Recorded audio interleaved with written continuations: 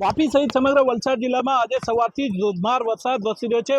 સૌથી વધુ વરસાદ વાપીમાં નોંધાયો છે। વાપીમાં 4 કલાકમાં 4 ઇંચથી વધારે વરસાદ ખાબકતા વાપીના નીચાણવાળા અનેક વિસ્તારોમાં પાણી ભરાઈ ગયા છે। અત્યારે જે દ્રશ્યો જોઈ રહ્યા છો વાપીના ટાઉન વિસ્તારમાં આવેલા મુખ્ય બજારના દ્રશ્યો છે।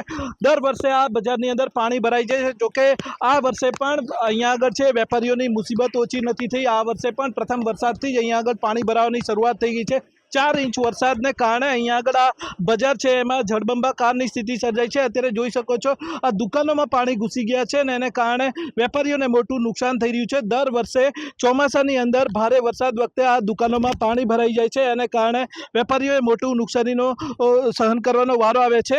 અહીંયા આગળ દર વર્ષે આ પરિસ્થિતિ સર્જાય છે। આ વર્ષે પણ આ વરસાદી પાણી ભરાઈ જતા અહીંયા આગળ જે દુકાનદારો છે એમની સાથે સીધી વાત કરીએ।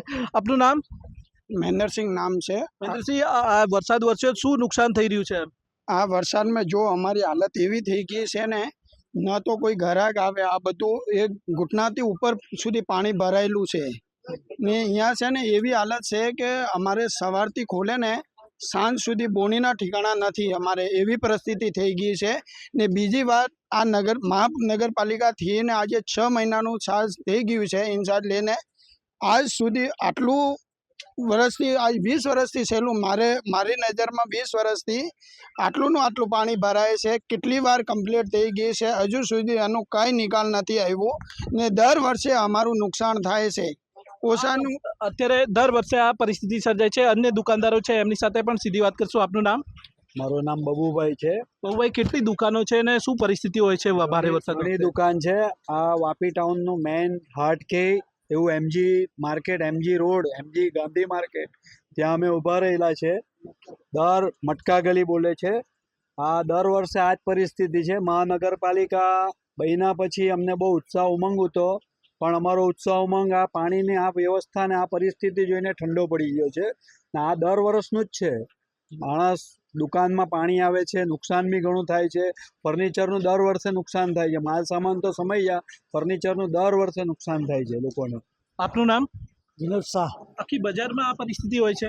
આખી બજારમાં પરિસ્થિતિ ખાસ હોય છે અને આ ખાસ તો જે વ્યવસ્થા કરવી જોઈએ મહાનગરપાલિકાએ કે જૂની પોલીસ ચોકી અને ઝંડા ચોકથી આગળ પાણીનું વહેણ થવું જોઈએ, તે થતું નથી। એના કારણે આ બધો જળ જમાવ થાય છે। આટલા વર્ષથી કમ્પ્લેન અને બધું આપવા છતાં બી મહાનગરપાલિકા અને નગરપાલિકાઓ અને સ્ટાફો જ્યાં ધ્યાન આપતા નથી, એના કારણે આ બધો પાણીનો ભરાવ થાય છે।